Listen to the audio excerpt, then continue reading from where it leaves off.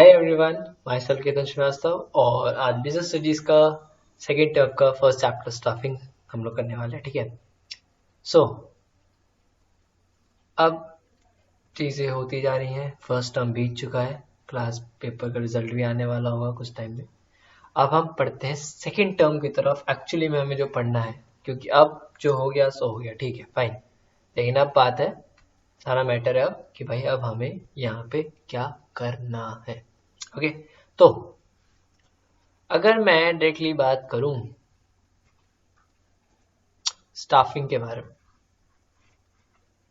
Paper में कितने marks contain करता है, इसमें से 6 से 8 मार्क्स का पूछा जाता था जब ये थियोरेटिकल पेपर होता था। अब ये 40 मार्क्स का है पेपर आने वाला, तो कितने मार्क्स का पूछा जा सकता है? 40 मार्क्स में भी 6 से 8 मार्क्स का इवन पूछा जा सकता है और उससे कम भी हो सकता है। ठीक है, बट हमें सब कुछ करके जाना है। और एक्चुअली में देखो, पेपर दोनों तरीके से होंगे। पेपर हो सकता है कि क्योंकि अब देखो कोविड का सिनेरियो बढ़ता जा रहा है, ओमिक्रॉन बढ़ता जा रहा है धीरे धीरे, ठीक है, तो हो सकता है कि तुम्हारे एग्जाम मोस्ट प्रोबेबली वैसे ही हो जैसे फर्स्ट टर्म के हुए, है ना। अब तैयारी हमें दोनों तरीके से करनी है, चाहे हमारे फर्स्ट टर्म वाले जैसे हैं चाहे हमारे सेकेंड टर्म जैसे हैं, है ना। मतलब जैसे टर्म होने थे लिखने वाला थियोरेटिकल पेपर। ओके, चलो। तो अगर हम बात करते हैं स्टाफिंग की, तो सबसे पहला सवाल आता है, व्हाट इज स्टाफिंग?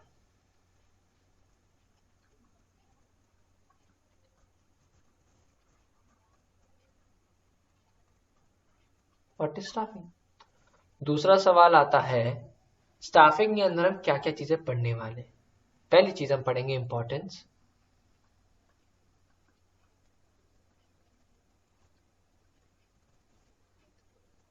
रिक्रूटमेंट,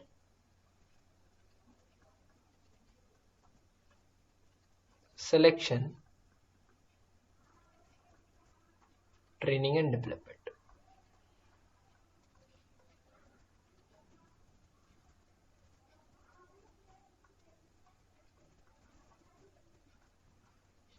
ये कुछ चीजें हैं जो हम पढ़ने वाले हैं। इंपॉर्टेंस क्या है, रिक्रूटमेंट क्या है, रिक्रूटमेंट के कितने तरीके हैं, सिलेक्शन के कितने तरीके हैं, सिलेक्शन का क्या प्रोसेस है, ट्रेनिंग एंड डेवलपमेंट के कितने तरीके हैं, प्रोसेस क्या है, स्टाफिंग का प्रोसेस भी। हाँ, स्टाफिंग का प्रोसेस तो भूल ही गए। चलो, ये सब चीजें हैं जो हमको पढ़नी है। ओके, चलो। तो आज हम पहले दो टॉपिक पढ़ने वाले हैं, what is staffing and its importance, कि एक्चुअली में स्टाफिंग क्या है और इसकी इंपॉर्टेंस क्या है। तो चलो, व्हाट इज स्टाफिंग। स्टाफिंग का मतलब क्या है? लोगों को अपनी ऑर्गेनाइजेशन में भर्ती कराना, राइट, है ना। बहुत सारे लोग हैं, उनको अपने ऑर्गेनाइजेशन में एज अ एम्प्लॉय हायर करना, हायर हायर करना, ठीक है। नाउ द पॉइंट इज, अब ये पर्सन क्या सिर्फ हायरिंग ही एक लिमिटेड पॉइंट है जिसके थ्रू हम समझ सकते हैं कि स्टाफिंग क्या होता है? Answer is no. स्टाफिंग का मतलब सिर्फ हायरिंग नहीं करना होता, सिर्फ भर्ती करना नहीं होता, राइट। एक्चुअली उसका मतलब क्या होता है वो समझो। हायरिंग ऐसा प्रोसेस है जिसमें हम एक राइट पर्सन को राइट जॉब देते हैं, having right qualification and doing right job at right time। अब इसको ध्यान से समझना। Suppose for example number 1, mister x है जिन्होंने क्वालिफिकेशन करी है मार्केटिंग में विथ 10 years एक्सपीरियंस। अब ऑब्वियसली बात है कि वो किस डिपार्टमेंट में जाने चाहिए? मार्केटिंग डिपार्टमेंट में कंपनी, राइट, है ना। भाई मैंने मार्केटिंग करी है और 10 साल का मुझे एक्सपीरियंस है, तो वो बंदा किस डिपार्टमेंट में होना चाहिए? एक कंपनी के मार्केटिंग डिपार्टमेंट में, है ना, वो मार्केटिंग हेड हो सकता है, वो प्रोजेक्ट हेड हो सकता है, मार्केटिंग प्रोजेक्ट हेड हो सकता है, बहुत सारी चीजें हैं जिसमें, लेकिन वो किस फील्ड में रहेगा, मार्केटिंग डिपार्टमेंट में, राइट। तो सबसे इंपॉर्टेंट पॉइंट आता है कि एक right person, we can not appoint Sachin Tendulkar to play hockey, as simple as that.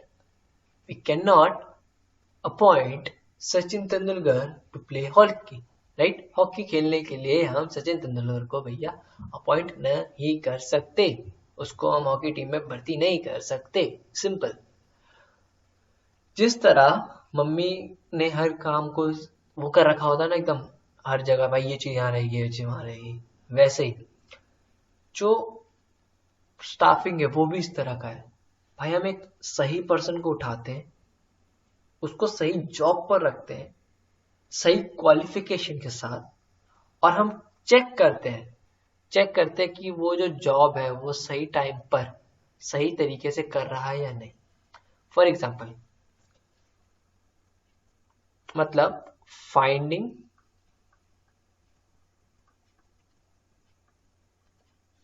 ठीक है एंड इसको क्या बोलेंगे हम, कंट्रोलिंग, कि वो काम सही से कर रहा है या नहीं, उस पर ध्यान देंगे बेसिकली, राइट। बेसिकली उस पर ध्यान देंगे। मान लो मिस्टर कमलेश है एक हमारे, ठीक है, मिस्टर कमलेश है। भाई कमलेश भाई ने क्या कर रखा है, 12वीं पास, ही इज ए 12वीं पास पर्सन, ओके। अब 12वीं पास पर्सन है तो उसको हम क्या मैक्सिमम जॉब दे सकते हैं यार, क्या हम उसको मार्केटिंग हेड बना सकते हैं, क्या हम उसको एक चार्टर्ड अकाउंटेंट की जॉब दे सकते हैं, क्या हम उसे एक ऑडिटर अपॉइंट कर सकते हैं, नहीं, नहीं। तो mister Kamlesh is not a right person. Suppose हमारे लिए हमें एक चार्टर्ड अकाउंटेंट चाहिए, ठीक है, हमारी कंपनी में एक चार्टर्ड अकाउंटेंट की जगह खाली है और हमें चार्टर्ड अकाउंटेंट चाहिए। भाई कमलेश 12वीं पास है, वो कैसे चार्टर्ड अकाउंटेंट बन सकता है। हाँ, अगर यही कमलेश सीए कमलेश होता तो वो जरूर जरूर जरूर हमारी कंपनी में एज अ चार्टर्ड अकाउंटेंट लग जाता। मतलब he is a right person for a right job, having right qualification, having right qualification। अब ऑडिट करेगा भाई वो, यही उसका काम है ना, यही उसका काम है। वो ऑडिट करना, क्या वो सही से ऑडिट कर रहा है, क्या उसकी रिपोर्ट सही है, उसने साइन ठीक से करा है, क्या वो वैलिड है, हाँ अगर वो हाँ तो he is doing a right job, as simple as that. हाँ तो ऑडिट सही करा, हो गया हमारा काम, है ना। एक एचआर मैनेजर का काम क्या होता है, सपोज एक उसमें एक सेक्शन होता है पेरोल, ठीक है, उसको उनको एक बजट दिया जाता है, ठीक है। इस बजट के थ्रू ये लोग पेरोल बनाते हैं, सबका इंक्रीमेंट होता है या फिर कुछ भी ऐसी चीज होती है, लोगों की हायरिंग कितने दिन लोग काम कर रहे हैं उनका सब कुछ देखना, पेरोल पेरोल उसमें डिपार्टमेंट में होता है। तो अगर उसको वो काम ही नहीं आता होगा, क्या हम उस जगह फाइनेंस वाले को रख सकते हैं, क्या फाइनेंस वाले को हम बोल सकते हैं कि भैया आप जाके सैलरी काटो लोगों की, नहीं, because he is not a right person, although he has a right qualification, he has a qualification, but he is not a right person, ठीक है। तो ये बेसिक चीज है जो आपको स्टाफिंग के बारे में समझनी है, ठीक है। अब द पॉइंट इज, स्टाफिंग तो हम समझ गए, सर एक्चुअली में क्या होगा वो हमें बता दो। अब ध्यान से सुनना, देखो for example a Taj group, क्या क्या बोला मैंने, a Taj group is recognized for Indian values such as respect, humility, consideration of orders, discipline, and honesty. Its recruiter took look a free character, great like respect for elders, cheerfulness, neediness. The selected candidates are sent to nears of 6 this. क्या इसमें point ये कह रहा है भाई recruiter क्या कर रहे हैं, ये क्या ढूंढ रहे, look for a free character great like respect who others, है ना, जो रिस्पेक्ट करे दूसरों की, ठीक है, अच्छा हो, अच्छे से बात करे, गुड स्पीकिंग स्किल्स हो, ये सब क्या है, they are finding right person for right job. अच्छा, राइट जॉब का बहुत अलग अलग मतलब हो सकता है। भाई मैंने आपको अपॉइंट कर लिया किस लिए, गांजा गांजा, उसको बेचने के लिए, तो भाई उसको बेचने के लिए तो तुम, it is not a right job, it is not legally acceptable, right? If you are doing job like such like jobs, you are a criminal, right? तो a right person, भाई सही आदमी हो ना, ठीक है, मैं तुम सही आदमी हो, तुम बहुत बहुत बहुत प्यारे आदमी हो, ठीक है, आपसे अच्छा आदमी कोई नहीं, लेकिन जो जॉब है, जो जॉब डिस्क्रिप्शन है, क्या वो राइट है, गांजा गांजा, नहीं, वो नहीं है, right, is not that, that is not, that is not a right job, okay.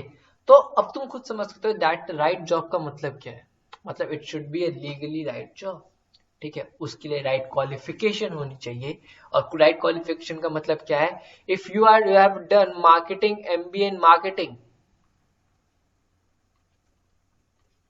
if you have done MBA in marketing, then you should be appointed to a in a marketing department, right? आप client से जाके मिलोगे, उनसे क्या बात करनी है, कैसे बात करनी है, वो सब आपको आता है, राइट? तो आप एक राइट पर्सन हो with right qualification for a right job, और अगर इस चीज को आप अच्छे से करते हो, इस चीज को एनालाइज भी कौन करता है हमारा, उस चीज का एनालाइजिंग ही किस चीज में, एनालाइजिंग ऑफ द परफॉर्मेंस किस में आता है, ये भी स्टाफिंग में ही आता है, ये भी स्टाफिंग में आता है ना? तो जब ये सब चीजें स्टाफिंग में आ रही हैं, इसका मतलब है कि हम देख भी रहे हैं, हम ढूंढ भी रहे हैं, हम राइट जॉब के लिए भी देख रहे हैं विद द राइट क्वालिफिकेशन, और उसको एनालाइज भी कर रहे हैं। यहाँ पे उस चीज का मतलब एनालाइज ही करना था, यहाँ पे उस चीज का मतलब क्या था, doing right job eight right time, analyse करना, है ना, है ना, ये चीज है ना, okay.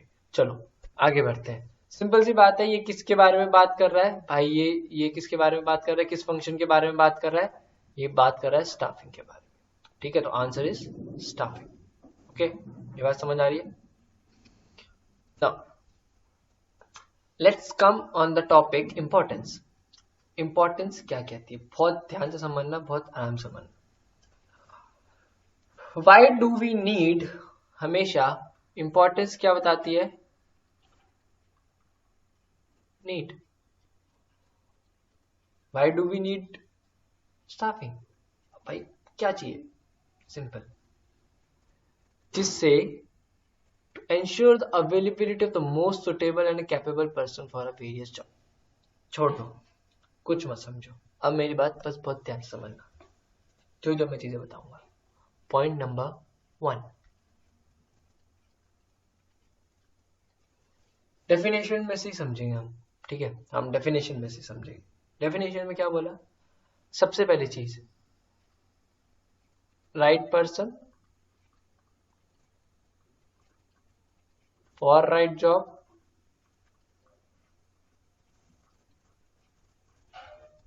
having right qualification,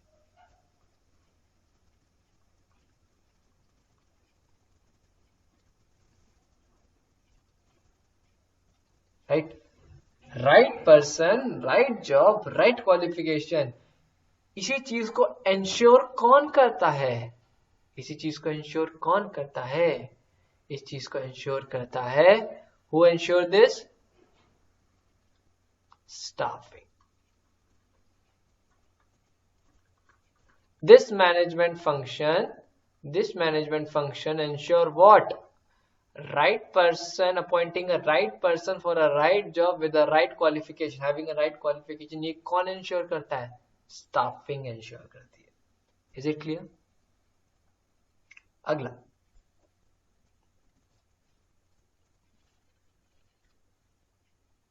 second point, उसमें क्या बोला था?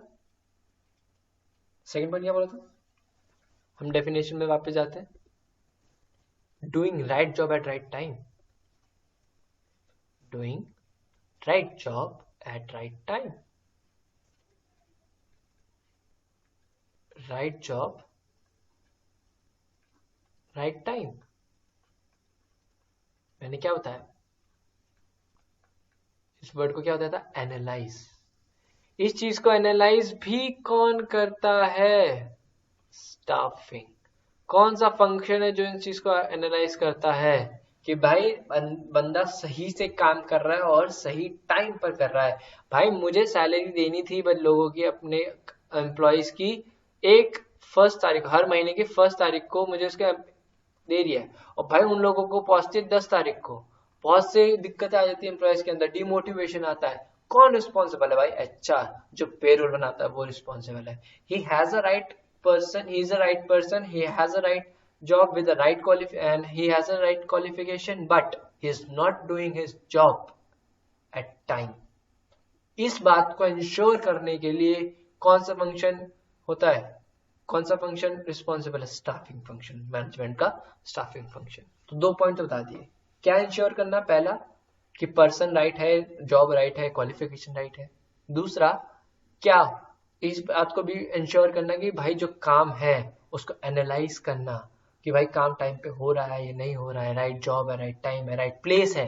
भाई मैंने बोला कि आपको जाके अलवर में जाके आपको रिक्रूटमेंट करनी है, ठीक है? आपको जाके वहां पे रिक्रूटमेंट करनी है, ज्वाइनिंग करानी है. भैया आप वहां पे अलवर तो चले गए, लेकिन वहां पे आप फोर्ट्स घूम रहे हो. Are you doing the right job? No, you are not doing the right job. इस बात को इंश्योर करने के लिए कौन होता है भाई? कौन सा फंक्शन करता है? Staffing, human resource. ठीक है. Next point, continuous survival and growth. Obviously बात है यार, ये बहुत इंपॉर्टेंट पॉइंट है. अगर कोई भी इंटरप्राइज को बिल्डअप करना है, ठीक है, अपने आप को बिल्डअप करना है, राइट, तो उसके लिए सबसे इंपॉर्टेंट होते हैं उसके एम्प्लॉइज. क्यों भाई? क्योंकि एम्प्लॉइज को अगर खुश रखोगे ना, वो मोटिवेट रहेंगे, वो एकदम अच्छे से काम करेंगे, और जब वो अच्छे से काम करेंगे आपका प्लान और अच्छे से एग्जीक्यूट होगा, और जब आपका प्लान अच्छे से एग्जीक्यूट होगा आप प्रॉफिट कमाओगे, आपके organisation will be bigger, right. तो सबसे इंपॉर्टेंट पॉइंट है, इट एंश्योर क्या? It ensure the continuous survival and the growth of the enterprise through the successive planning for building managers. Okay, ये क्लियर हो गया. Second point, third point I mean, optimum utilisation of resource. अब optimum utilisation of resource का मतलब क्या है? देखो, अगर मैं सिंपल तरीके से बताता हूं, या फिर मैं पहले पढ़ाता हूं, ठीक है. Through man power planning and job analysis we can find out the number of employees in the type. छड्डो.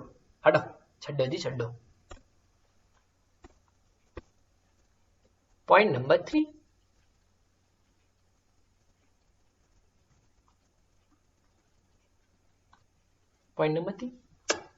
ओके जी, हमें जी सानू नहीं 3 से 4 लोग चाहिए, ठीक है. 3 से 4 लोग चाहिए. किस लिए भाई? भैंस चरानी है अपने को. क्या चरानी है? भैंस चरानी है. भैंस चराने के लिए 3 से 4 लोग चाहिए. उन्होंने बोला अच्छा ठीक है. हमने बोला अच्छा. भाई सामने वाला आया, उन्होंने हमसे कहा कि मुझे 3 से 4 लोग चाहिए भैंस चराने के लिए. मैंने बोला अच्छा, भैंस चराने के लिए तो 3 से 4 लोग चाहिए. मैं गया, मैंने पूरे गांव में ढिंडोरा बैठा दिया, ओए ओए ओए ओए मिस्टर रामलाल को ये लो, फलाने वालों भैंस चराने के लिए 3 से 4 लोग चाहिए. भाई बंदे पहुंच गए, पूरा गांव पहुंच गया वहां पे. क्यों पहुंच गए? बस भाई खाली बैठे थे, पहुंच गए. अरे भैया कितने लोग चाहिए एग्जैक्टली बताओ. एग्जैक्टली बताओ, एक्चुअली में मेरी ऑर्गेनाइजेशन में कितने लोग चाहिए, कितने लोग हैं, वो भी तो इंश्योर कौन करता है? स्टाफिंग। तो proper utilisation of human resource. भाई मेरे पास पूरा गांव आ गया, मैंने बोला भाई एक काम करो, एक गाय के साथ तुम 50 लोग चले जाओ, दूसरी गाय के साथ तुम 50 लोग चले जाओ, तीसरी गाय के साथ तुम 50 लोग चले जाओ, होगा क्या? तीनों के तीनों गाय गुम हो जाएंगे। क्यों? भाई वो 50 लोग में तो कुछ होंगे जो अपना ग्रुप बना लेंगे, फिर दूसरा अपना ग्रुप बना लेंगे, फिर लड़ाई हो जाएगी, नहीं तो सब अपने में मगन हो जाएंगे। गाय चलते चलते चलते पता चला तीनों गाय खुद ही घर वापस आ गई और वो 150 लोग वहीं के वहीं है और गायों को ढूंढ रहे हैं। तो this is not a right way, right? उसी तरह एक ऑर्गेनाइजेशन में कितनी सीट्स खाली है, मतलब कितना जगह है, भाई मुझे और एम्प्लॉयज चाहिए और मेरे पास ऑलरेडी कितने एम्प्लॉयज हैं, उसका एनालिसिस करना भी किसका काम है, किस फंक्शन का काम है? स्टाफिंग का काम है, राइट? ये चीज समझ आ गई? तो भाई मतलब अगर मैं बोलूं इसको, मैं बोल सकता it is a proper utilisation of human resource, है ना? कि भाई कितना चाहिए, कितना नहीं चाहिए, कैसे लोग चाहिए, क्या करना है, ठीक है? दूसरी चीज, ह्यूमन रिसोर्स में मैंने आपको एक चीज रहती, पे रोल, राइट? पे रोल। जब आप कभी भी इंटरव्यू देने जाओगे ना, तो आपको वो ऑफर करते हैं, बोलते व्हाट इज, पूछते हैं what is your expectation from our organisation, you said कि sir I have this much experience and I expect 45 to 50K per month. They were okay. अब भाई खुद सोचो, तुम 45 से 50 लाख किसी से मांगते हो, 50,000 महीने किसी से मांगते हो, when you have only a 1 year experience. Let's say it's an example. ठीक है भाई, ये पेरोल दो तरीके से देख सकते हो, from the employer point of view, from the employee point of view. Employer जो जॉब दे रहा है, एम्प्लॉय जो जॉब ले रहा है, ये पैसे देगा इसको। अब भाई मान लो इसका क्या है, ये तो मुंह फाड़ के मांग लेगा, तुम अपनी ऑर्गेनाइजेशन के हिसाब से दोगे ना। पता चला तुम महीने में ही 50 से 60,000 कमा रहे हो, तुम्हारी ऑर्गेनाइजेशन छोटी है, बहुत बड़ी नहीं है, तुम ज्यादा लोग नहीं हो, तुम एक एम्प्लॉय आता है तुम्हारे पास, तुम मुझसे एक्सपेक्टेशंस पूछते हो, बोलता सर जी हमारे महीने में 50-60 हजार रुपए है।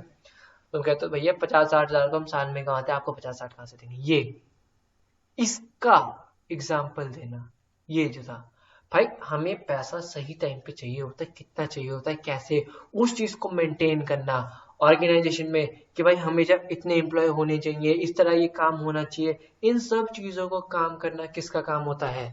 स्टाफिंग का काम होता है, ठीक है?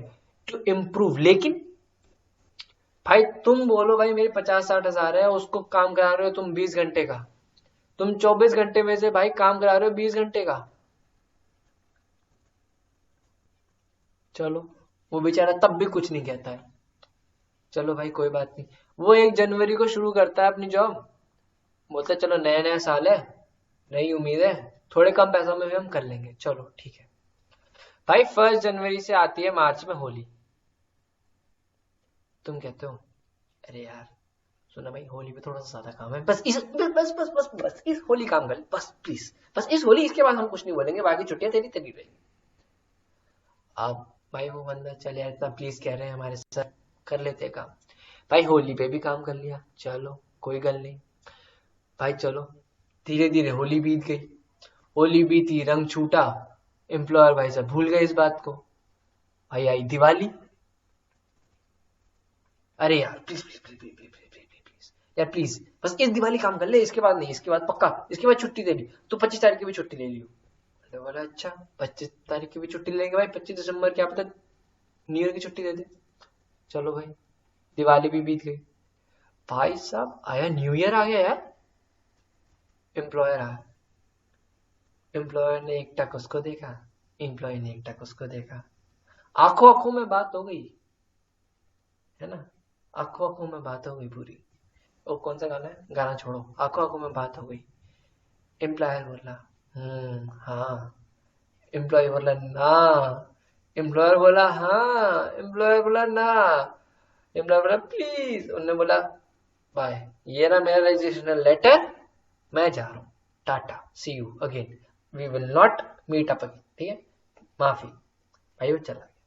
अब ये चीज भी तो खुश रखने वाली काम है भाई। दिवाली पे उस बंदे ने, एम्प्लॉय ने एम्प्लॉयर को देखा, सर दिवाली बोनस, हाँ, एम्प्लॉयर ने बोला बेटा ना, ऐसा थोड़ी ना होता है, दिवाली तो भाई सबकी दिवाली है ना, बोनस तो बनता है, होली पे बोनस तो बनता है प्लीज।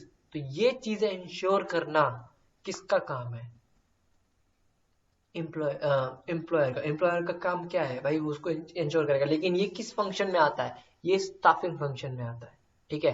जो एचआर मैनेजर है वो यही सब देखते हैं भाई, किसी भी एम्प्लॉय का कोई भी लेवल ऑफ सेटिस्फैक्शन कम ना हो, वो हमेशा मोटिवेट रहे, ये सब चीजें भी कौन करता है?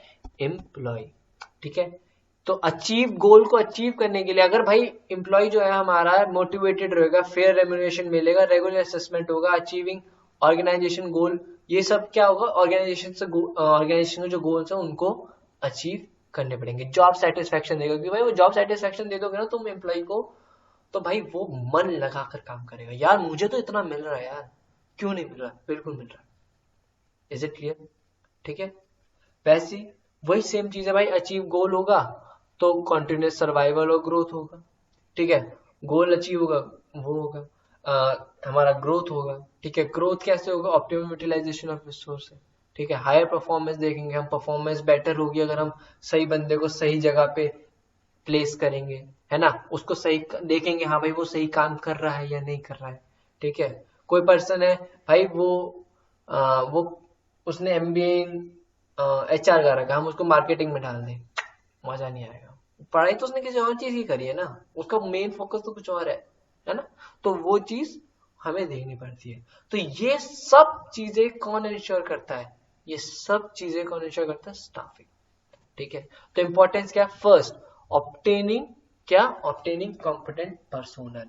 पर्सोनल का मतलब एक अच्छा एम्प्लॉय ढूंढना, एक अच्छा और सुटेबल एम्प्लॉय ढूंढना, क्या? अच्छा और एक सुटेबल एम्प्लॉय ढूंढना, किस लिए? अच्छा, हमारे ऑर्गेनाइजेशन के गोल को अचीव करने के लिए, ये भी इम्पोर्टेंट, ठीक है। हायर परफॉर्मेंस, भाई सही जगह पे रखोगे तो वो अच्छे से काम करेगा, उसे आता होगा ऑलरेडी, ठीक है। कंटिन्यूस, उससे क्या होगा? कंटिन्यूस सर्वाइवल होगा, ग्रोथ होगा, क्योंकि भाई चाहिए होती है, ठीक है। ऑप्टिमम यूटिलाइजेशन रिसोर्स होने जाता है, गाय वाला 50 लोग अपना काम करेंगे, भाई सोचो समझो यार, ऐसे मत काम करो, कितने चाहिए कितने नहीं चाहिए, फिर तुम बोलो भाई हमने 50 को तो रिक्रूट कर लिया, चाहिए हमें 20 ही थे, अब 30 को निकालते फिरते रहो, तुम्हारी ऑर्गेनाइजेशन की गुडविल खत्म होगी, खराब होगी कि तुम एम्प्लॉयज को निकाल रहे हो, है ना। दूसरा, भाई अगर हम एम्प्लॉयज को अपना अच्छे से रेम्यूनरेशन देंगे, अच्छे से पे देंगे, उनको हमेशा मोटिवेट रखेंगे, वो ऑर्गेनाइजेशन के हेल्प उनके गोल्स को अचीव करने में देगा। तो ये सब चीजें हमको याद करनी है, ठीक है। छोटा सा पॉइंट है, इसको याद कर लो, समझ लो, होपफुली आपको ये चीज समझ में आ गई होगी। ओके, अगला पॉइंट आएगा क्वेश्चन। ऑटोनॉमी लिमिटेड, ऑटोनॉमी, क्या मैंने क्या बोला? Autonomy limited is highly reputed company and many people wanted to join the company. The employees of the organization is very happy, and they discuss how they came to contact with the organization. And he will say that he was introduced by a present quality manager, Mr. Khurana. Aman said that he was directly called by IIM Ahmedabad, where he was about to complete his MBA. The above discussion indicate the important function of the management. ठीक है, identify the function of management. भाई किस बारे में बात हो रही है?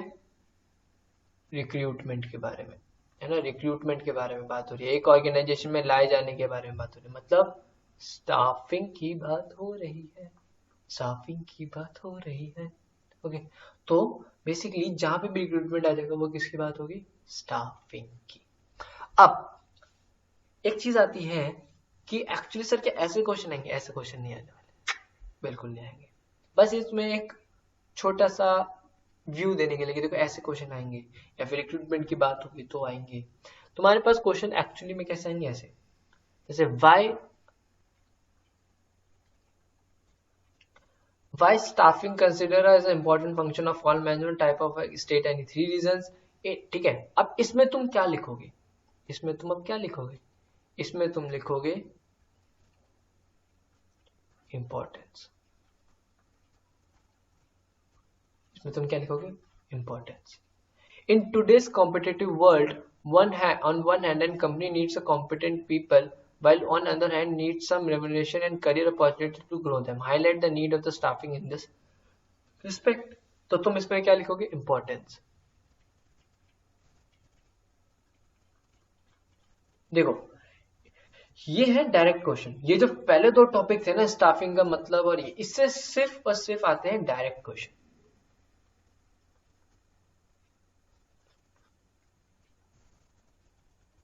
इससे ये नहीं पूछा जाएगा कि कौन सी इंपॉर्टेंस डिपिक्ट हो रही है या फिर कौन सी इंपॉर्टेंस है या नहीं है।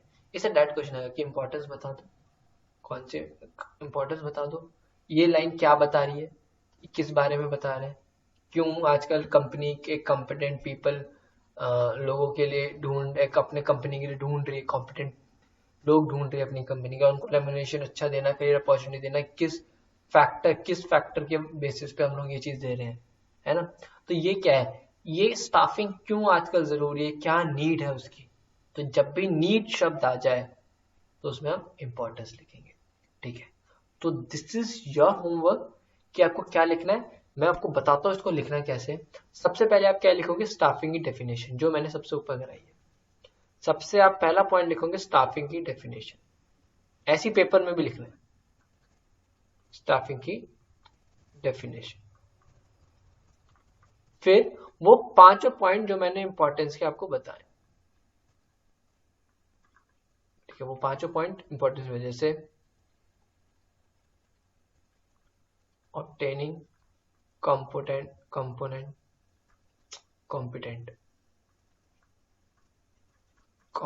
पर्सोनल, ठीक है। दूसरा point higher performance,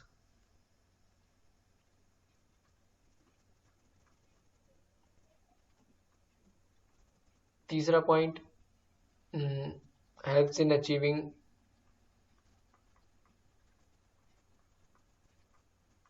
organisation goal. देखो ये ना, ये वाला जो पॉइंट है ना ऑर्गेनाइजेशन गोल वाला, ये मैक्सिमम हर एक फंक्शन में है, ठीक है। क्यों, क्योंकि मैनेजमेंट क्या करती है, हमें ऑर्गेनाइजेशन को हेल्प करती है अचीव करने में, ठीक है। और तुम्हें पॉइंट सबसे ऊपर वाले पॉइंट ही याद रखने मेनली, ठीक है। और तुम और क्या जा सकते हो, और एक और पॉइंट था हाई परफॉर्मेंस हो गया, और क्या था एक और, बाकी दो पॉइंट क्या थे, हाँ ऑप्टिमम यूटिलाइजेशन ऑफ रिसोर्स, है ना, optimum utilisation of resource.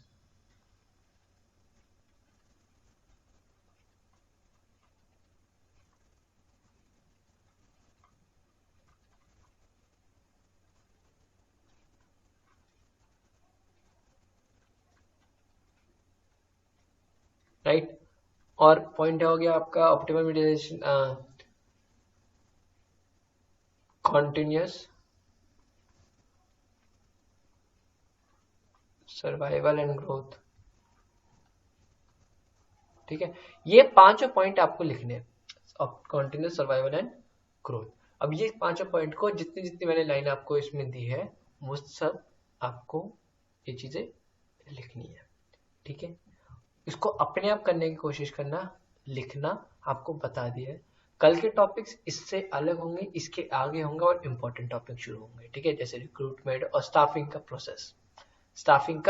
Process, ठीक है। बहुत ही वेग तरीका है मेरा स्टाफिंग के प्रोसेस को याद कराने का, अगर अच्छा लगे तो बिल्कुल याद कर लेना और इट माइट हेल्प यू, ठीक है। बट हाँ, अपने पेरेंट्स को वो वाला तरीका मत सुनाना क्योंकि बहुत ही वियर्ड और अजीब है, ठीक है। चलो, so this is all about today's class, ठीक है। इस चीज को याद करना, सारे नोट्स आपको मिल जाएंगे, हमारी वेबसाइट पे जाओ phoenixstudy.co.in, डिस्क्रिप्शन में दिए, वहां पे जाओ, हैव अ स्टडी शॉर्ट का बटन होगा, वहां पे क्लिक करो, आइदर नीचे जाके गेट नोट्स पे क्लिक करो, एक फॉर्म खुलेगा, फॉर्म को भरो, फॉर्म को जैसे आप भर दोगे विद इन हाफ आवर हम आपको उस ग्रुप पे उस पर्टिकुलर सब्जेक्ट के ग्रुप में ऐड कर देंगे, जहाँ आपको सारे के सारे ये पीडीएफ फॉर्म में नोट्स मिल जाएंगे विद एनोटेशन। ठीक है, जो भी मैं केस स्टडीज में कराऊंगा आने वाले टाइम में, और जितनी भी मैं नोट्स लिखवाऊंगा, ये सब चीजें इसमें हम लोग कराएंगे, भेजेंगे। ठीक है, तो ये चीज आप अवेल कर सकते हो। If you don't want to avail, आप लिखना चाहते हो अपने साथ साथ, तो आप जरूर लिख सकते हो, no one is going to ask you. ठीक है, लेकिन अगर कोई चीज मिल रही है उसको वो करो। ठीक है, सो दिस इज खत्म, अब खत्म, tata bye bye, see you again. Okay, this is it. तो अब बाय बाय, अलविदा, सी यू।